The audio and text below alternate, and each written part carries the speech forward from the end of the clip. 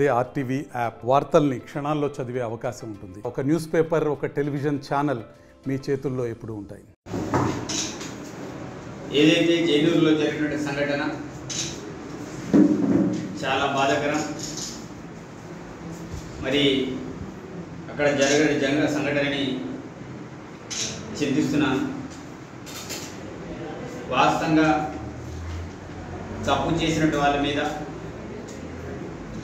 కఠినంగా శిక్ష అనేది పడితే దాంట్లో ఎట్లాంటి సందేహం లేదు. ఈ యొక్క జరిగిన పరిణామం మరి 31 తారీఖు నాడు జరిగింది. అది నిన్న కాదు మొన్న బయటికి రావడం అనేది జరిగింది.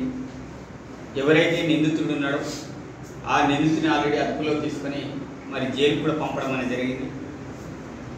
అతని ఏ రకంగా చట్టం ప్రకారం ఏ రకంగా కఠినంగా శిక్షించాలో ఆ రకంగా కఠినంగా శిక్షించడం అనేది జరుగుతుంది. ఆ విషయంలో మా ఇన్ఛార్జ్ మంత్రివర్యులు సీతక్క గారు మరి డీజీపీ గారితో ఐజీ గారితో మరి సంబంధిత జిల్లా ఎస్పీ గారితో మాట్లాడి వాళ్ళ మీద కఠినమైన చర్యలు తీసుకోవాలని కూడా ఆదేశాలు జారీ చేయడం అనేది జరిగింది. మరి ఇలాంటి క్రమంలో మరి నిన్న అతనికి ఇల్లును కాలబెట్టారు. అదేవిధంగా కొన్ని మసీదులను కావచ్చు, కొన్ని షాపులను కావచ్చు కాలబెట్టారు. ఇది వేరే రకమైన పరిస్థితులకు దారితీస్తుంది. అది వేరే రకమైన ఆలోచనకు దారితీస్తుంది. ముఖ్యంగా దీన్ని ఆదివాసుల్ని బలిబస్సులు చేసుకొని ఆదివాసుల్ని ఇబ్బంది పెట్టేటట్టు కొన్ని కుట్రపూరితమైన వ్యవహారం ఇక్కడ జరిగిందని నేనైతే అనుకుంటున్నాను. దీనిలో ప్రభుత్వాన్ని ఏ రకంగా బదనాం చేద్దామనే ఆలోచనతోటి కొన్ని పార్టీలు ఇన్వాల్వ్మెంట్ అయ్యి టార్గెట్గా చేసుకొని ప్రభుత్వాన్ని బదనాం చేద్దామనే ఆలోచనతోటి ఇదంతా జరిగిందని అనుకున్నాడు. తప్పకుండా ఈ జరిగిన సంఘటనలో ఎవరు బాధ్యులైనా తప్పకుండా అది ఎంకరేజ్మెంట్ చేసే వాళ్ళ మీద తప్పకుండా చట్టపరమైన చర్యలు ప్రభుత్వం తీసుకుంటుంది.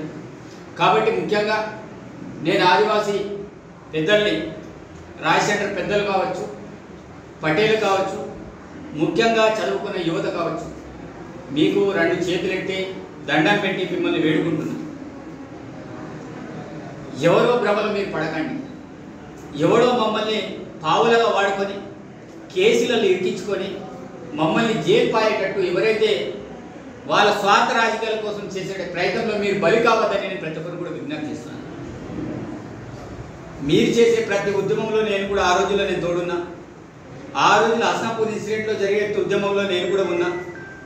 మరి ఆ రోజుల్లో కూడా ఏ రకమైన చర్య జరిగిందో మీ అందరికీ తెలిసిన విషయం. ఈ రోజు కూడా ప్రస్తుతం కూడా జరుగుతున్న పరిణామాలు మీ అందరికీ తెలుసు. కొంతమంది బీజేపీ లీడర్లు ఇన్వాల్వ్మెంట్ అయ్యి వాంటెడ్లీ దాన్ని ప్రొవోక్ చేసుకొని, కొంతమంది బీఆర్ఎస్ లీడర్లు ఇన్వాల్వ్మెంట్ అయ్యి దాన్ని వాంటెడ్లీ ప్రొవోక్ చేసుకొని మరి వాళ్ళ రాజకీయ స్వలాభం కోసం చేస్తున్న కుట్ర. దీంట్లో ఎలాంటి సందేహం లేదు. ఎవరైతే మా వాళ్ళని ఆదివాసీ యువతని కావచ్చు, ఆదివాసులను కావచ్చు ఇన్వాల్వ్మెంట్ చేసుకొని ఎవరికి చర్యకు పాల్పడారో తప్పకుండా అట్లాంటి వాళ్ళ మీద తప్పకుండా చర్యలు తీసుకోవాల్సిందే. తప్పకుండా ఆ రకంగానే పైన చెప్పడం అనేది జరుగుతుంది. అదేవిధంగా ఆ రోజు నుంచి కూడా మొన్నటి వరకు నేను చెప్తూ వస్తున్నాను. అక్రూర్ డిఎస్పీ గారు మరి నేను చాలా విషయాలు చెప్తూ వస్తున్నా. అంటే దీంట్లో డిఎస్పీ గారు కావచ్చు, అదేవిధంగా ఎస్పీ గారు కావచ్చు, కొంత ముందస్తు చర్యలు తీసుకొని ఉంటుంటే బాగుంటుండే. 2 రోజులు జరుగుతున్న చర్యల్ని మరి వాళ్ళు కూడా దాని మీద కొంత రియాక్ట్ కాకపోవడం, అదేవిధంగా డిఎస్పీ గారు తప్పకుండా దానిలో అతనికి చేసిన తప్పున ఒప్పుకోవాల్సిందే. అది క్లారిటీగా చెప్తున్నా. ఆ విషయం నేను పైకి కూడా నేను చెప్తా, ఐజీ గారికి కూడా చెప్తాను, నేను మినిస్టర్ గారికి కూడా ఆల్రెడీ నిన్న చెప్పడం అనేది జరిగింది.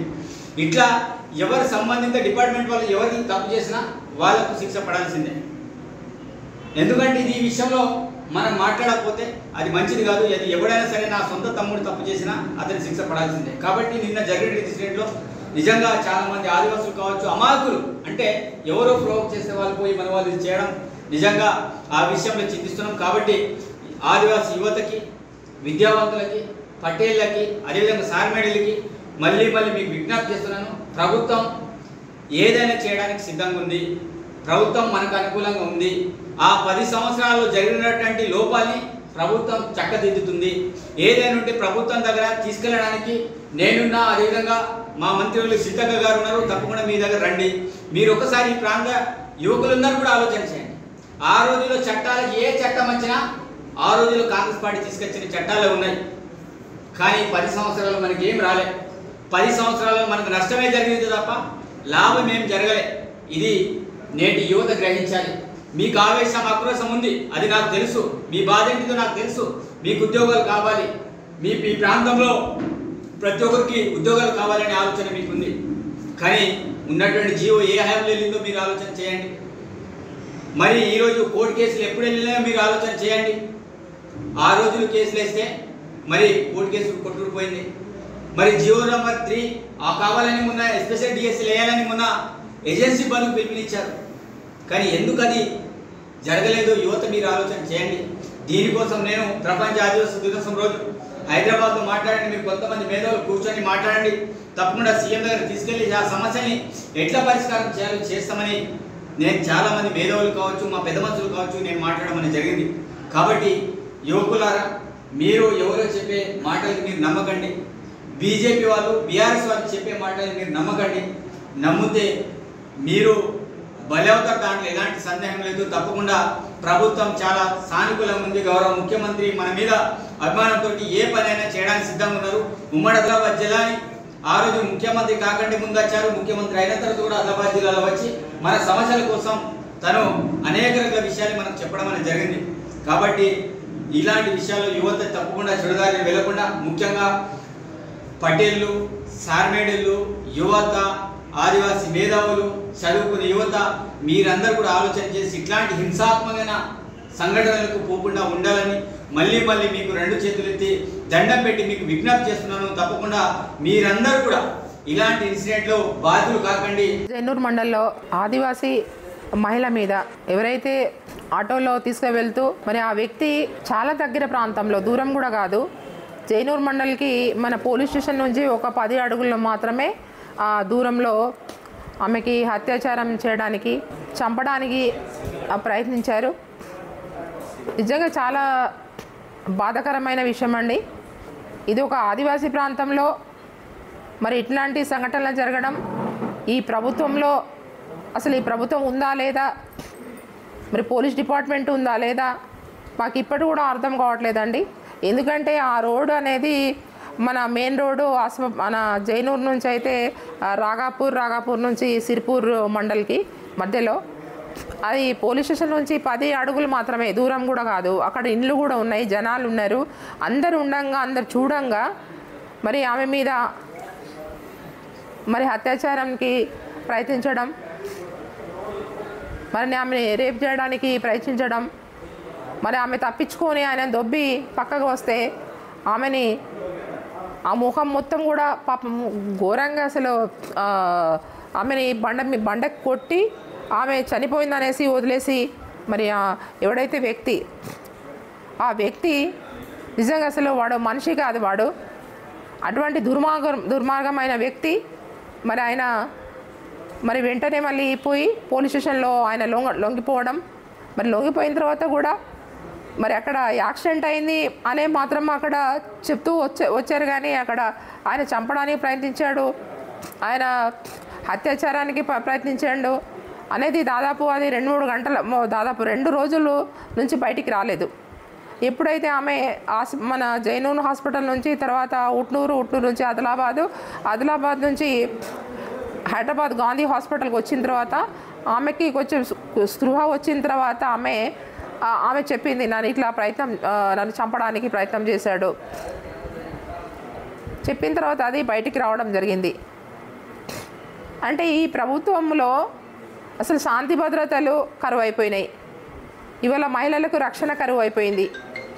నిజంగా ఎంత దారుణంగా అంటే అసలు ఇవాళ ఒక ఆదివాసీ ప్రాంతాలలో మరి మా వాళ్ళందరూ కూడా ఆదివాసులు, మా మహిళా సోదరమణులు కానీ ఆదివాసులు కానీ అందరూ కూడా చేన్లలో పనిచేస్తారు. పొద్దున్న లేస్తే ఒక్కరే వెళ్ళిపోతారు, ఒక్కరే వస్తారు, ఒక్కరే నడుచుకుంటూ కూడా అడవిలో తిరుగుతారు, కట్టెలు తెస్తారు.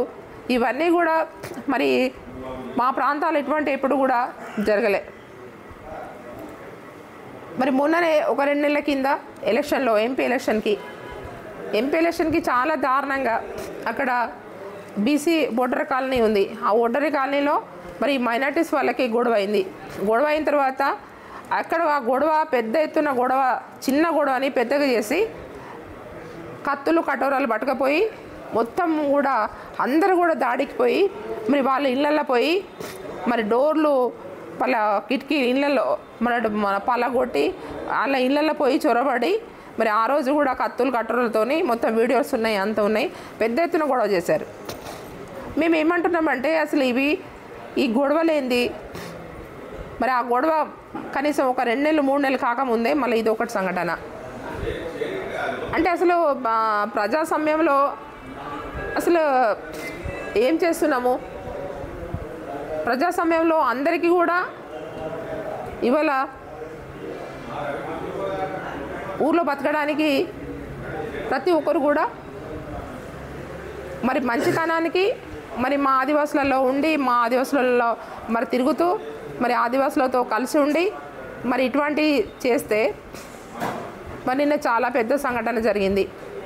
ఆ సంఘటనలో అసలు ఆదివాసులకు ఏమవుతుందా, అక్కడ మైనారిటీస్లకు ఏమవుతుందా, ఇంకా బీసీ వాళ్ళకు ఇంకా వేరే వర్గాలు అన్ని వర్గాల్లో కూడా ప్రజలందరూ అక్కడ ఉన్నారు. అసలు ఏ వర్గాల ప్రజలందరూ కూడా అక్కడ భయంగా ఒక పెద్దగా అసలు ఎవరు ఏం చేస్తున్నారు ఏంటిది అనేది అసలు విచ్చలవిడిగా అసలు అంత పెద్దగా అక్కడ గొడవలు జరుగుతూ ఉంటే మరి పోలీస్ డిపార్ట్మెంట్ ఎక్కడ పోయింది? శాంతి భద్రతలు ఎక్కడ పోయినాయి? అక్కడ చాలా గొడవ జరుగుతూ ఉంటే అప్పుడు నాకు ఫోన్లు వచ్చాయి, మేడం ఇట్లా గొడవ జరుగుతుంది చాలా పెద్ద ఎత్తున మీ ఊళ్ళకి చెప్పండి అంటే ఎవరికి ఫోన్ చేస్తాం? అప్పుడు ఎవరికి రెస్పాండ్ లేరు, ఎవరికి ఫోన్ లేవు, ఏం లేవు. అంటే ఎవరి చేతిలో శాంతి భద్రతలు ఉన్నాయి? ఎవరి చట్టాలు ఎవరి చేతిలో ఉన్నాయి? అంటే ఈరోజు విచ్చలవిడిగా కొట్టుకొని చావురు అన్నట్టు ఈరోజు ఈ ప్రభుత్వం చేస్తుంది. మరి రాత్రి నుంచి మరి 144 సెక్షన్ అక్కడ విధించారు జైనూర్ మండల్లో. మరి డీజీపీలు కానీ మన అందరు కూడా వచ్చేసి అక్కడ ఎస్పీలు కానీ అందరు ఇవాళ 144 సెక్షన్ పెట్టిండ్రు. ఓకే, శాంతి భద్రతల కోసం పెట్టాలి, కానీ ఇవాళ ఒక ఆదివాసీ మహిళ మీద ఒక ఆదివాసీ మహిళ అమాయకురాలు పాపం, ఆమెకి ఏమీ తెలియదు పాపం. అట్లాంటి అమాయక మహిళ మీద ఇవాళ అత్యాచారం చేయడం అనేది ఎంతవరకు కరెక్టు? ఇవాళ ఎక్కడెక్కడి నుంచో దేశాల నుంచి వచ్చి మరి మహారాష్ట్ర నుంచి కావచ్చు, ఇంకా ఇతర దేశాల నుంచి కావచ్చు, ఇవాళ అక్కడ నివసిస్తున్నారు. ఆదివాసులు ఎంత మంచిగా ఉన్నారో వాళ్ళతోని కలిసి ఉంటారో అంతవరకు ఆదివాసులు మంచిగా ఉంటారు. వాళ్ళతోని అందరికన్నా వాళ్ళని మంచిగా చూస్తారు, గౌరవిస్తారు, వాళ్ళని కాపాడుతారు. కానీ వాళ్ళని ఇట్లాంటి సంఘటనలు చేస్తే తిరగబడతారు. నిజంగా చాలా బాధాకరమైన విషయం. ఎప్పుడు కూడా మా ఆదివాసీ ప్రాంతాలలో ఇట్లాంటి సంఘటనలు జరగలే. కాబట్టి నేనేమంటున్నానంటే ఏదేమైనా కూడా నిన్న జరిగిన సంఘటనలో ప్రభుత్వం బాధ్యత వహించాలి. ఎవరైతే ఆయనను కఠినంగా శిక్షించాలి, ఆయన కారాగార శిక్ష విధించాలి.